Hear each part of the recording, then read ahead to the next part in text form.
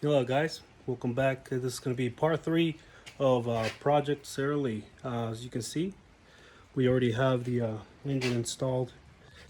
Not completely, just kind of mocked up, but it's in there and everything's looking pretty good. So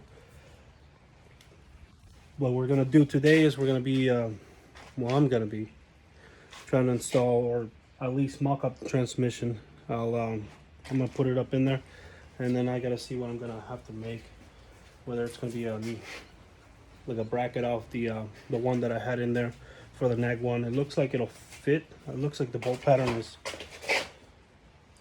almost identical in the back. This one definitely looks a little bit bigger, but I can probably still use these ones here. And then, but I think it's a little longer, so somehow I'm gonna have to extend that other bracket that I have from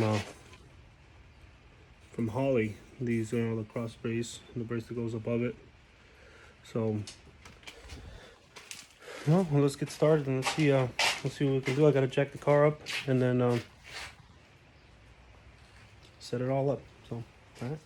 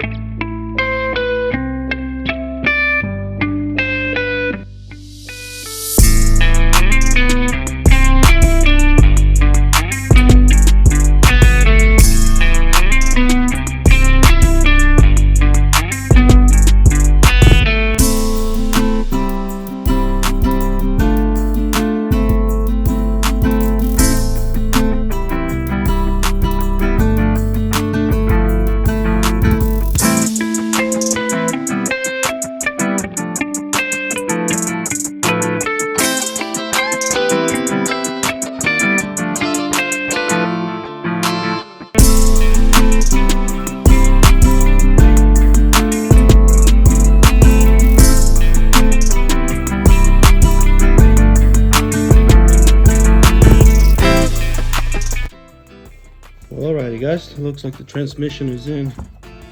Not all the way on there because I still need to go up with it a little bit. So I don't know if you can see here, but the top of the transmission still needs to butt up against the top of the engine. So we got a small gap right there. You can see it, about a quarter of an inch, maybe a little bit more. But that's all right. I'm gonna cut the tunnel. That's why I didn't really want to do, but I'm gonna have to anyways. So we'll do that, and then I just got the knock sensors. Instead of having to clip or splice the ends, I just bought the knock sensors that work. They're pretty cheap. You can get them on Rock Auto. They're like $9 or so a piece. You just need 2 of them. So I'll do those right now. And take a look at what it looks like down here.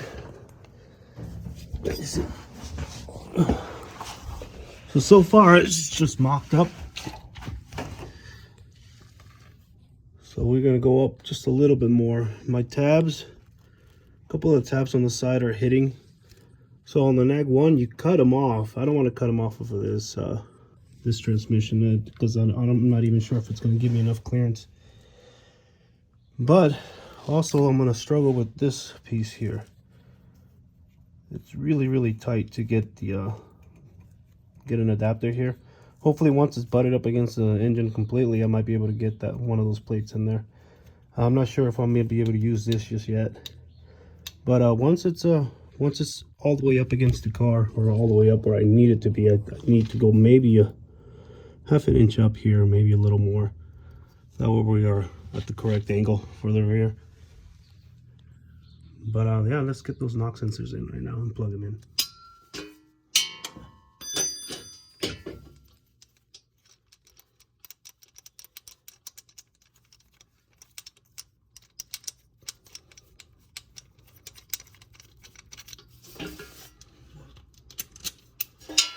Try to hold the camera and do this at the same time.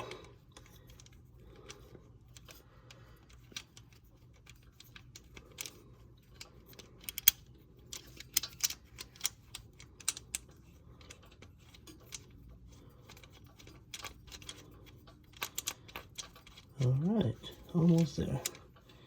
Angle it a little this way, how the last one was. And then reach it down.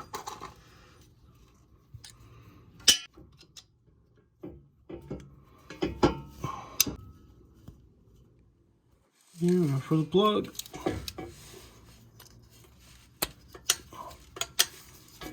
Just simple. Cool. Next one. Well, this one's a little bit easier to get to. And take it off.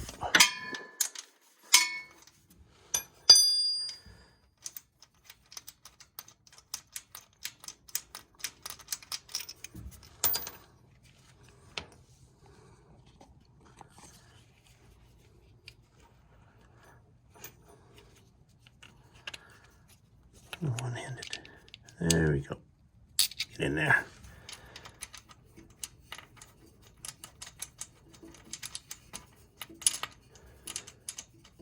Kind of angle it like the other one was, but like right there. Now the plug for this one is at the top, still connected to the starter. It's like in the same loom as the starter, but I'm not going to plug that one in yet because I want to make sure I can route everything good. All right, there we go. Knock sensors changed. Now here, over here, here is the oil pickup, or the oil filter connector. And these two lines got to go to the oil cooler, which I have. I'm gonna have to change these out because I don't have the connectors for this, so I'll change them out. But that shouldn't be a problem. Anyways, this bolt here, it's like you almost have enough room. I have to put this for the engine mount.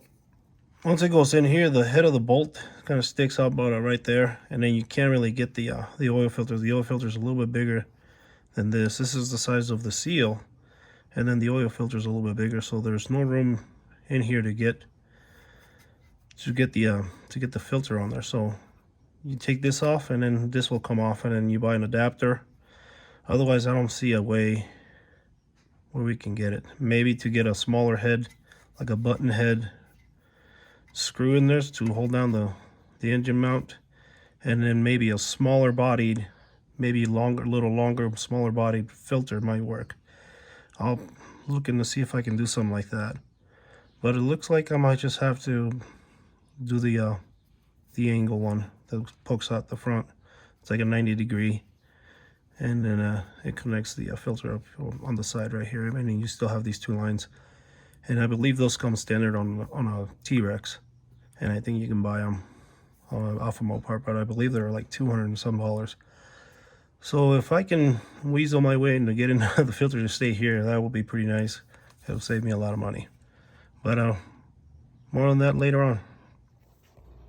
Well, in order to get the tunnel cut out, I'm gonna have to take my seats off and the carpet off, and get to cutting. I gotta get that shifter off. That shifter was hooked up to my old transmission. It was a turbo 400 and a 440, but can no longer use that. So I'm just gonna go ahead and get rid of it. Cut it out. Maybe get away to a friend or something. We'll see.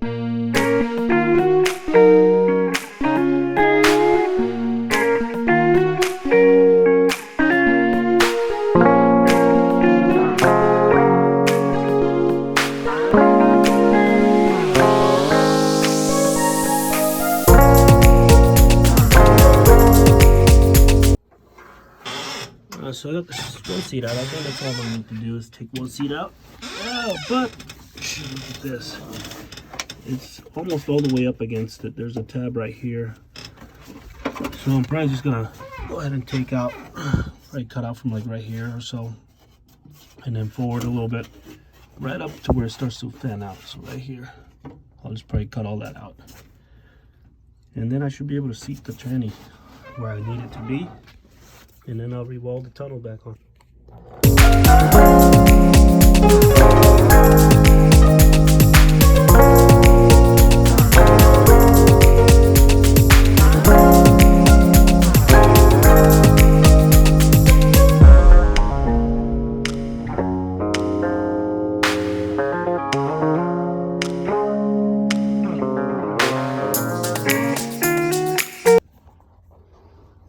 sorry about that. The camera fell from the little mount.